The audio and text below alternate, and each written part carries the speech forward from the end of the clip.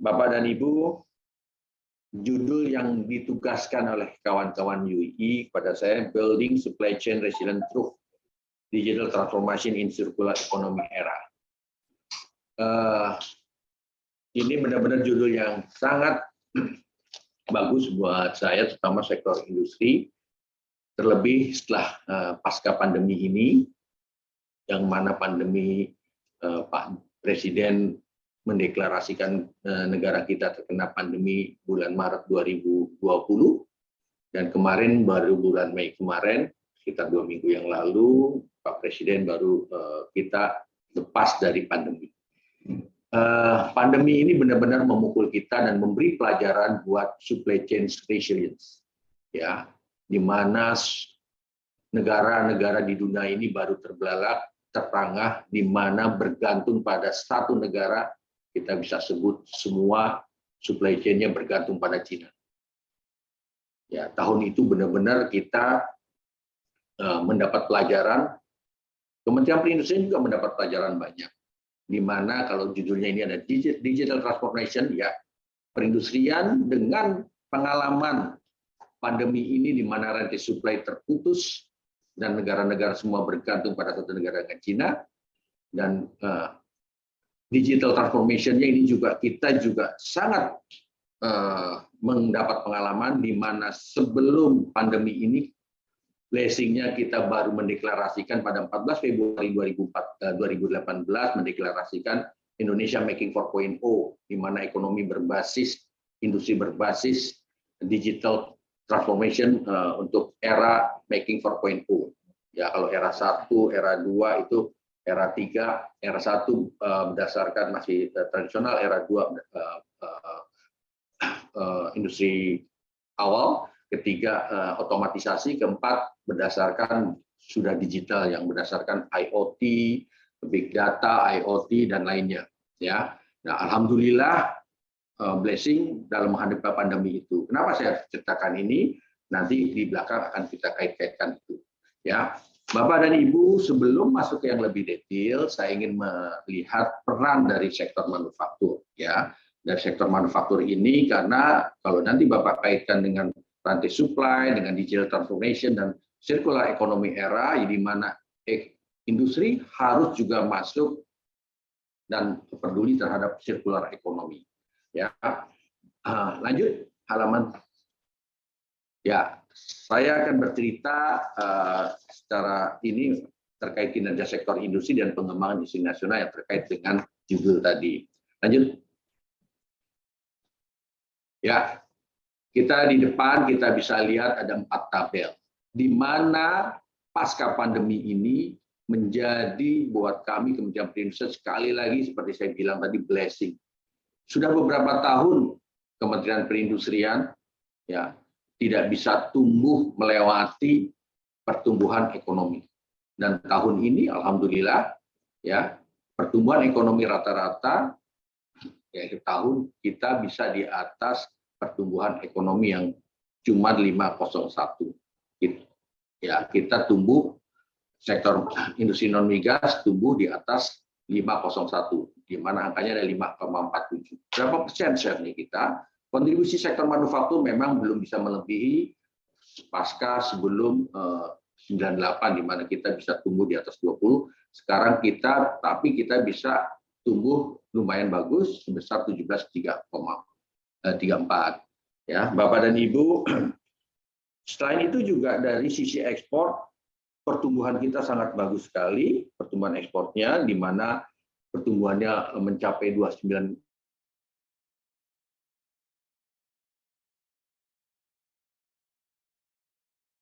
Ya, lalu juga sektor manufaktur dari sisi pertumbuhan investasi tahun ini juga kita cukup besar dengan nilai investasi sekitar 103,50.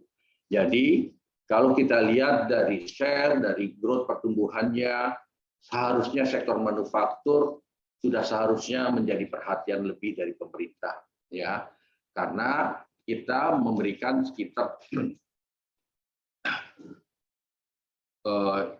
growth pertumbuhan yang begitu besar. Lanjut Bapak Ibu.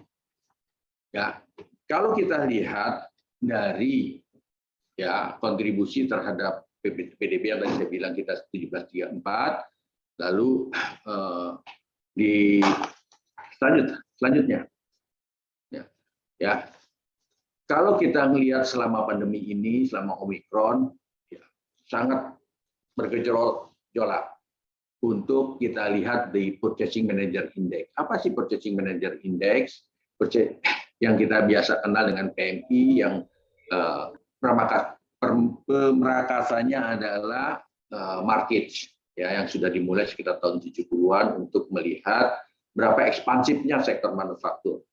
PMI ini menggambarkan berapa besarnya ekspansif apabila angka di atas 50 dengan perencanaan produksi dari sektor manufaktur.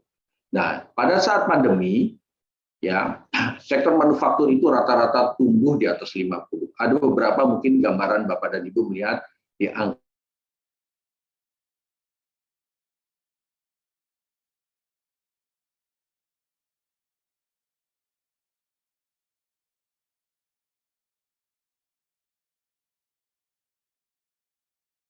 di 53 lalu anjlok di 40,1 karena ada sesuatu hal waktu itu di mana beberapa daerah mencoba melakukan lockdown regional. Nah, ini yang akhirnya sempat menurunkan kita menjadi 40,01, 40. Tapi setelah itu kita di atas 50 terus. Artinya sektor manufaktur kita tetap bekerja dengan baik.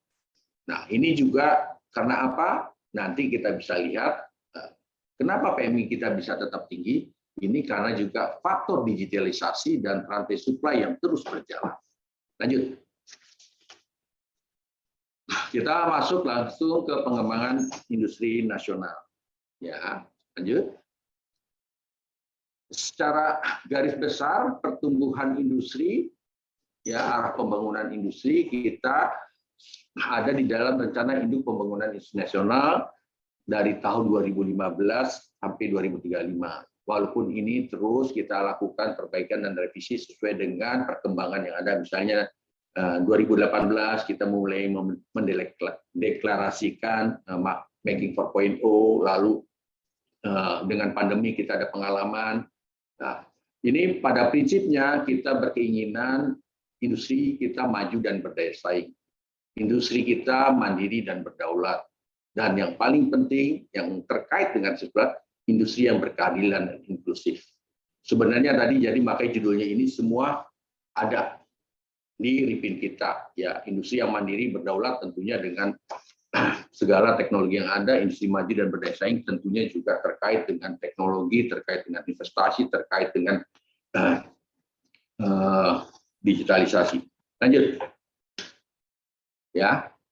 Arah rencana pembangunan industri. Ya, seperti tadi disampaikan saya di depan, RIPIN ini kita bekerja terus dan kita memperbaiki sesuai dengan perkembangan zaman yang ada.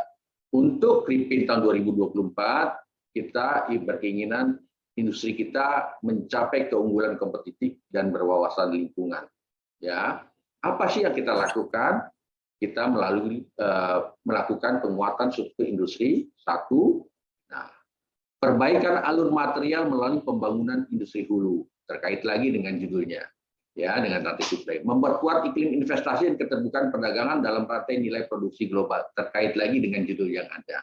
Menarik investasi melalui insentif dan kolaborasi, baik dalam negeri maupun global, terkait lagi dengan judulnya. Mendesain ulang zona industri nasional, ini juga terkait dengan rantai supply. Pemberdayaan IKM terkait dengan sirkular ekonomi juga. Memberikan kemudahan berusaha dalam rangka meningkatkan ekosistem investasi kegiatan berusaha, sangat terkait. Lalu penguasaan teknologi, ya, kita mencoba pembentukan ekosistem optimalisasi melalui pemanfaatan teknologi melalui pengembangan pusat-pusat unggulan. Ya, mungkin beberapa waktu yang lalu Bapak Presiden mencoba mendorong juga dengan Science Park. Sebenarnya Kementerian Perindustrian sudah memasukkan di dalam penguasaan teknologi. Lalu penerapan insentif fiskal dan non fiskal untuk menarik investasi teknologi. Membangun infrastruktur digital nasional, pengembangan industri hijau, melakukan alih teknologi melalui kemitraan, pengembangan infrastruktur pendukung riset. Lalu yang tidak kalah pentingnya, apabila penguasaan struktur sudah, penguasaan teknologi sudah, peningkatan kualitas SDM. Tanpa peningkatan kualitas SDM, yang nomor 1, 2 tadi tidak akan mungkin. Kita mendorong peningkatan kompetensi SDM melalui pendidikan vokasi dan diklat berbasis kompetensi. Ya, di perindustrian, semua sekolah-sekolah di bawah Kementerian Perindustrian itu berbasis vokasi, dan juga diklat-diklatnya juga mengkaitkan itu sehingga mereka siap kerja. Lalu pembangunan infrastruktur tenaga kerja industri berbasis kompetensi. Ini mendukung poin 1 juga. Lalu pengembangan lembaga pendidikan vokasi dan diklat berbasis kompetensi. Ini saling terkait. Lanjut. Tadi saya sampaikan pandemi di awal kita panik semua, rantai supply stop. Tapi industri pada saat itu tetap berjalan. Ya. Dan perindustrian pernah divonis menjadi mesin pembunuh. Karena pada saat pandemi, industri kita tetap harus berjalan. Ya. Tetapi kita menjadi pelajaran juga buat kita pada saat pandemi tersebut, di mana kita selama ini sangat bergantung oleh rantai suplai dunia, salah satu dari Cina, kita baru bisa mendapat pelajaran di mana kita tidak memiliki kekuatan dan kemampuan dalam pengembangan alat kesehatan. Alhamdulillahnya pada saat pandemi itu Menteri Perindustrian menugaskan kepada kami untuk bagaimana industri ini tetap berjalan dan memberikan kontribusi yang signifikan, sehingga alhamdulillah tadi saya sampaikan di depan bahwa industri tetap tumbuh di 5,41. Ini karena juga dampak dari pengalaman Kementerian Perindustrian di dalam mengelola industrinya dengan implementasi dari Making 4.0, salah satu digitalisasi yang diawali dengan SINAS, Sistem Informasi Industri Nasional. Nah, dari SINAS ini kita bikin yang namanya izin operasi mobilitas kegiatan industri, di mana basic dengan IoT dan Big Data, kita mencoba menerapkan walaupun masih mendasar, tapi kita sudah menerapkan pengawasan dan jalannya industri dan pengawasan kita lakukan dengan digitalisasi. Nah, ini mungkin langkah awal yang tadi mau dibilang, kalau misal digitalisasi nanti ke rantai supply, ini kita tetap mengontrol. Ya, industri yang menerapkan protokol kesehatan dengan ketat, kita kontrol dan kita awasi dengan pelaporan dan kita monitor dengan IOMKI ini. Jadi ini kalau Bapak-Bapak bilang, Bapak dan Ibu melihat digitalisasi, ini adalah salah satu implementasi yang nyata dan industri tetap bisa bekerja dengan mendapatkan IOMKI ini. Lanjut. Selain itu, selama pandemi pun kita tetap bekerja dengan mendorong hilirisasi. Salah satu program pemerintah adalah dengan substitusi impor, di mana substitusi impor ini mencoba untuk ya menggantikan semua ketergantungan kita terhadap produk-produk atau bahan baku atau bahan penolong yang impor. Salah satunya dengan mendorong hilirisasi. Bapak dan Ibu mungkin pernah sering mendengar terkait dengan pertumbuhan industri baja kita yang saat dulu sangat bergantung dari luar untuk mengimpor stainless steel.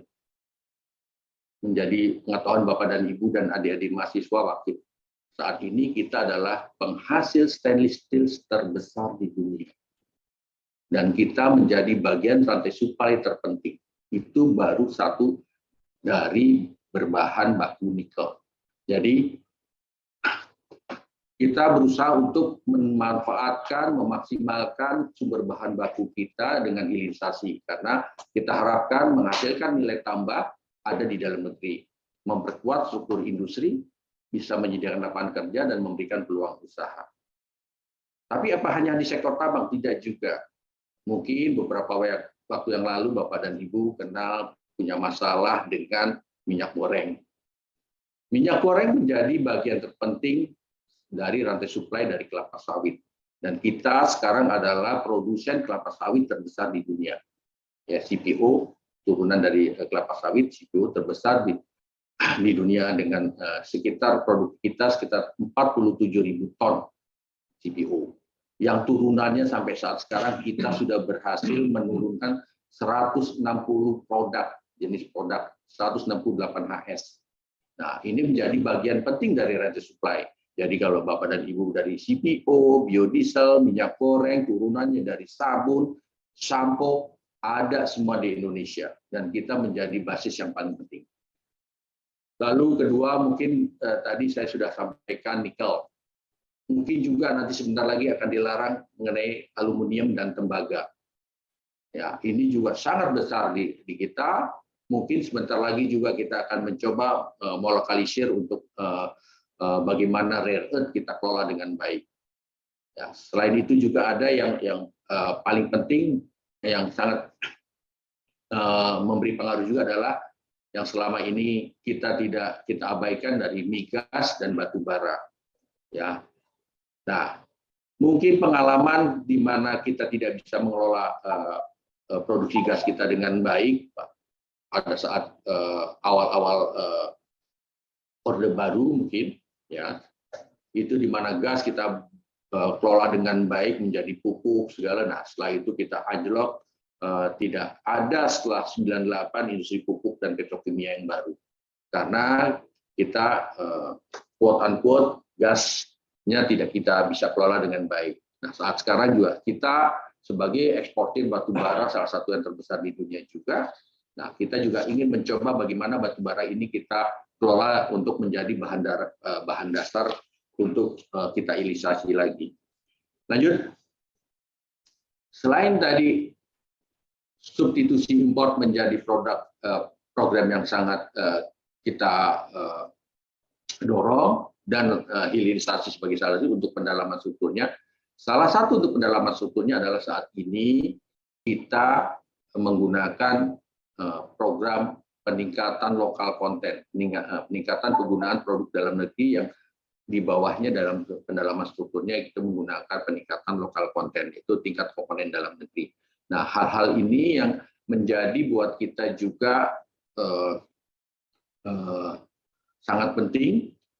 Mungkin adik-adik saat sekarang lebih suka belanja melalui toko daring yang tidak melihat itu asalnya dari mana.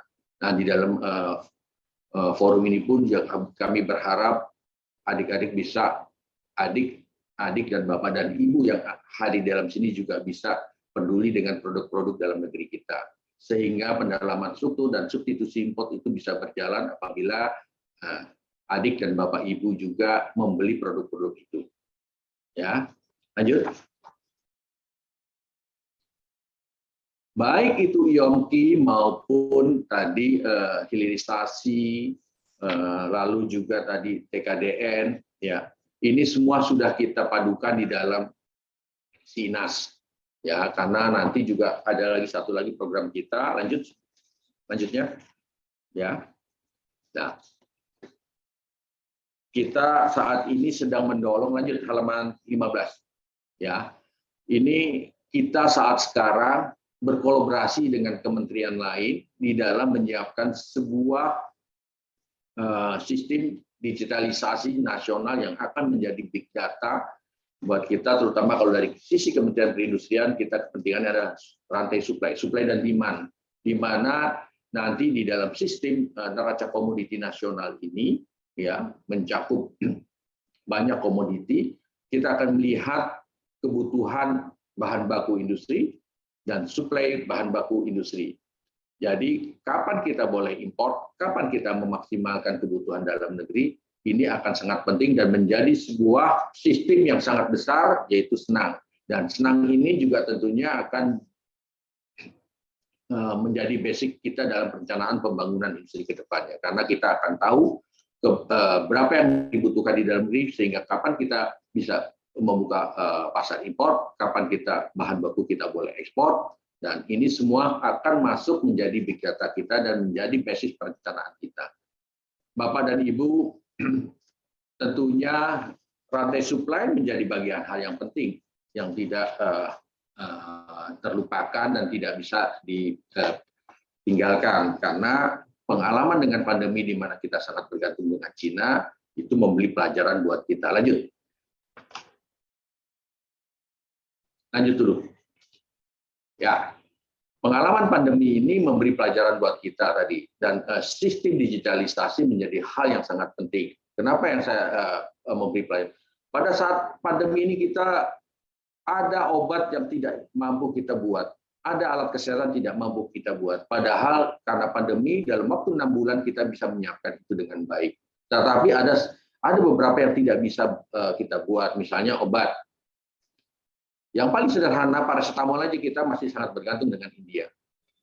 Ya, baik farmasi dan alat kesehatan pada saat pandemi kita baru sadar 95% adalah impor. Dan kita sangat bergantung dengan rantai suplai dunia. Padahal semua bahan baku farmasi seperti tadi paracetamol kita punya semua. Alat kesehatan untuk yang namanya ventilator kita tidak pernah bisa buat sebelum pandemi ini. Dan alhamdulillah setelah pandemi ini kita bisa membuat alat-alat kesehatan tersebut. Nah, jadi di dalam Ripin kita juga dengan mempertimbangkan Making 4.0 dan pandemi kemarin, kita mencoba menambah rencana induk pembangunan industri kita dengan memasukkan farmasi dan alat kesehatan menjadi bagian dari prioritas kita. Bapak dan Ibu, bisa kita kembali ke halaman 16. Ya, tadi, oke. Nah, enggak tadi 16 tadi. Enggak, sebelum tadi. Yang tadi ya benar, yang transformasi industri. Ya. Mau tidak mau, setelah kita mengimplementasikan Making 4.0 dan pandemi, mau tidak mau, pengolahan industri harus bertransformasi. Ya, dari teknologi tingkat 3 menjadi Making 4.0, terlebih apabila kita ingin masuk di rantai suplai global, di mana kualitas dan kecukupan pasok network itu sangat penting. Karena transformasi industri harus kita tetap lakukan, karena data collection itu kecepatan sangat dibutuhkan. Ya. Walaupun jarak jauh, kita tetap harus mengontrol kualitas. Perencanaan produksi menjadi hal yang paling utama, dan monitoring menjadi hal yang sangat penting apabila kita ingin bisa menjadi bagian dari pasar global. Ya, jadi kalau kita transformasi industri, tetap harus bertransformasi rantai pasoknya juga, sehingga transparansi setiap komponen tier 1, 2, dan 3 secara risikonya bisa terpantau di awal. Pemetaan bahan baku seperti di neraca komoditi itu akan sangat membantu sekali untuk transformasi rantai pasok. Lalu perkiraan ketersediaan stok juga. Lalu permintaan produksi akhir yang tadi saya bilang, neraca komoditi itu adalah supply dan demand. Dan itu semua harus digitalisasi dan menjadi bagian hal penting. Sehingga kita ke depan akan bisa menjadi bagian rantai supply global. Bapak dan Ibu, kita langsung masuk ke lantai 18. Ya. Kalau kita struktur dari sektor industri, di mana sektor industri menengah besar itu, kalau di dalam BPS itu sekitar 35 ribuan. Tapi dengan IOMKI Bapak Ibu yang didukung oleh digitalisasi, yang terdaftar sekitar 20 ribuan, dan setelah kita cleansing sekitar 16 ribuan, 15 sampai 16 ribuan industri menengah dan besar. Nah, ini semua menggambarkan bahwa digitalisasi sangat perlu. Tetapi ada hal yang penting, bahwa industri kita di dalam strukturnya, tadi saya bilang 6% hanya industri menengah besar. 94% adalah industri kecil. Ya, kita nggak mengenal industri mikro, tapi kita industri kecil. Mungkin ada yang mikro, tapi kita kelompokkan di dalam industri kecil berdasarkan skalanya. Nah, industri kecil ini yang 94.000, permasalahannya adalah belum melek teknologi sebagian besar. Nah, di dalam pandemi kemarin, di mana industri kecil menjadi bagian tulang punggung yang bisa tetap hidup dan mensupport industri kita, baik menengah besar, dan menjadi bagian rantai supply. Ya, struktur dari pengembangan industri di daerah umumnya, kalau dengan kami di Kementerian Perindustrian, kita memiliki sentra-sentra yang begitu banyak. Dan sentra-sentra ini nanti juga menjadi bagian dari rantai supply yang masuk di dalam neraca community yang kita kenal nanti sebagai material center yang untuk mendukung pengembangan industri kecil. Nah, permasalahannya adalah bagaimana industri kecil ini melek teknologi dan bisa beralih dari level menengah ke kecil menjadi menengah yang implementatif dengan teknologi. Dan Kementerian Perindustrian juga sudah mendukung ini dan sudah melakukan ini dengan smart